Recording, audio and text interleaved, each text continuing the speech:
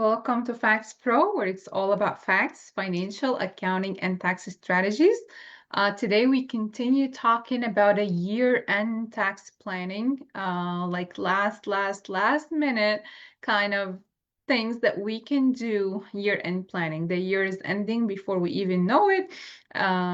So if there are a chance for us to do anything before the year expires, what we need to do, especially for high income earners, and what you should and must do in order to avoid a high tax bill in the future.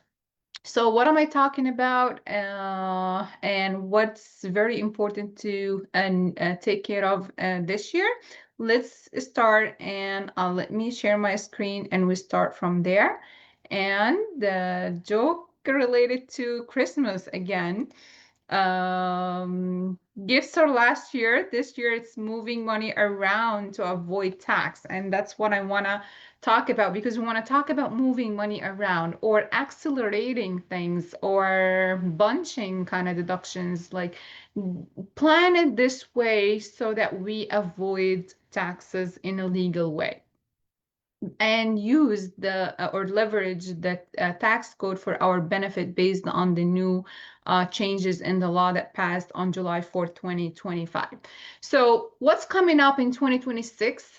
That's going to be in effect on January 1st, 2026. And it's not something that you should worry about only on January 1st, 2026. It's something that you need to worry about now, because the squeeze that's gonna hit next year is kind of alarming, that we may need to benefit more in 2025 from what's gonna happen. So what I'm talking about, what high income taxpayers must do before year end, and what has changed or what is going to change effective January 1st, 2026.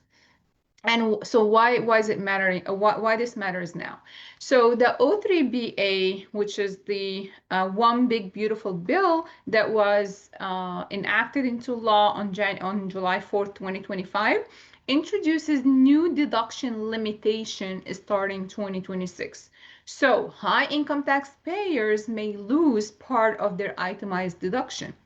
So that means 2025 is the last full year under the current rules to make use of the full deduction, which means that we need to have strategic planning, strategic timing before year end that to create major tax savings. All right, so there is a new deduction limitation that starts in 2026. We call it the new 2/37. What is that for? What is that like look like, and what is it for? It is similar to what used to be called PEAS limitation that was before the Tax Cuts and Jobs Act. It was before 2018. It was an overall limitation on your itemized deduction. So meaning your state taxes, your mortgage interest, your charity, your miscellaneous deductions, all these, as we said, it's we used to have, like you recorded on your Schedule A, your itemized deduction. But as a high earner, you get penalized and you get limited on what you can take as a deduction. So that is similar to this limitation that used to be there, and we haven't had it for the past 8 years. It's coming back, but in a more restrictive way. So now high earners will see deduction reduced based on their AGI, their adjusted gross income thresholds. So the planning window is really now through December 31st of 2025. So what is this limitation? What is 2/37?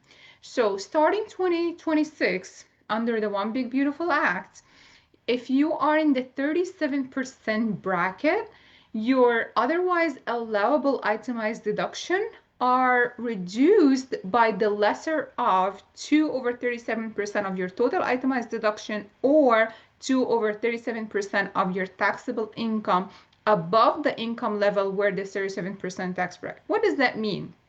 It means that 2/37 means 5.41%. So there is a 5.41% haircut on your deductions at the top bracket, at the bracket of 37%, meaning that you will be losing about 2% of your deductions. So your deductions would be treated as if you are at the 35% bracket. All right, so if you this only affects people who are at the 37% bracket, your itemized deduction would be limited to overall, and we're talking about overall. We're not talking about every single one of them, like the medical and the medical expenses, the item, the donations. Every one of those have its own limit as its own item. But then when we got up to the maximum limit of each, there is an overall limit of how much you can deduct. If you're at the 37% bracket, you get 5.4% haircut, which means you kind of lose 2% and you're kind of like being taxed at the 35% bracket from the itemized deduction perspective. All right, so who's the most affected in this? Again, high W-2 earners at the 37% tax bracket. If you're having like multiple sources of high income, if you're a physician, practice owner, attorney, consultant, real estate owner, real estate investor, all of that. If you are a taxpayer who rely on itemized deduction at the high tax bracket, and if you have significant interest deductions, you usually you will be affected by this. All right, so what can we do? What can we do in order for us not to be hit with this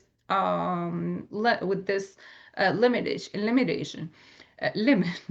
Number one, to accelerate charitable contribution into 2025. We talked about this, and maybe there is another slide on it. The next slide is also again about the charitable contribution to like just to refresh your memory about it. But charitable contribution in itself is going to be affected in 2026 because there is the 0.5% of your adjusted gross income floor. So you may need to accelerate your charitable contribution into 2025 so you won't have any cut in your deduction. Consider donor advisory fund to lock in the deduction early. Pay state and local taxes because now there is no cap. In effect, there is no that 2%, but next year, even then, you would be subject to a cap. And state and local taxes also have that effect, that different, that change in rules that you're now may be able to get a bigger deduction. But if I'm talking about the people at 37% bracket, then this most likely doesn't apply to you. The 10K went up to 40K, but again, for high tax earner, if you're in the high tax bracket, then you would be under the limit and you wouldn't be able to make use of the high 40K. So another strategy is to bundle the deduction into 2025. So think mortgage interest, review the mortgage interest timing if you can pay the 2026 January 1 into December. If you have like the liquidity and you can bunch in more deductions in 2025, do that. Or if we can't do the deduction, then we can do it from the other perspective, which is the income. To push the discretionary income, like the bonuses, the Roth conversions, the asset sales into 2025 to reduce our adjusted gross income in 2026 and therefore not be subject to the highest bracket. So consider doing it either way, either to bunch in the income in 2025 or bunch in the deductions in 2025. So because if you have higher income in 2026, meaning you have higher AGI, you have higher tax bracket, you will get hit by the limit. But if you're under the 37% bracket, and if you're able to do that in 2026 by accelerating the income this year, then do that so you wouldn't have to worry about the deductions much in 2026. All right. So the charitable giving, again, we said this is the biggest opportunity before 2026, and go back to last week. last week video, because we said that there is new AGI limitation rules that will reduce the benefit of the donation, because now there is a 0.5% floor starting 2026. 2025 offers a wider deduction window, as we said, so consider appreciated stock or crypto donations.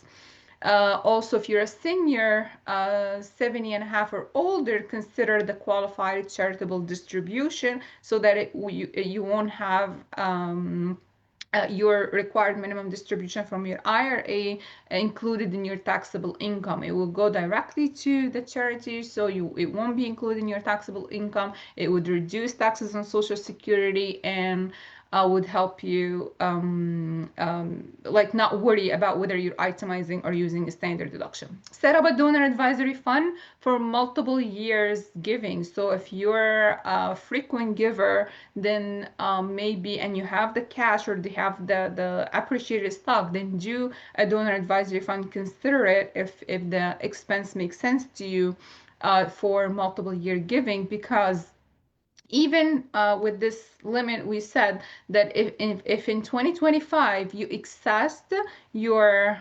donation limit for the year, you carry it forward 5 years. And if you carry it to 2026, you take it in full. It wouldn't be subject to the 0.5% floor that goes in effect in 2026. So in all cases, if you can do it now, do it right away. All right. So action steps before December 31st, you need to run projection for 2025 versus 2026 under the new rules to see what would make sense to you. Identify the deductions to accelerate, review your charitable giving opportunity, reassess your state and local tax payments, and book a tax planning session before year end. I highly recommend you work with a professional, because the new laws it creates new pitfalls and new opportunities. You need to make use of the opportunities. So strategic planning now ensure that you do not lose the deductions in 2026. So I invite you to join me for a free 30-minute consultation to run analysis, to run projections, to see what can we do before the year end to make the most benefit out of the changes in the law, and to leverage the changes into your benefit. All right. Thank you so much, and see you next week.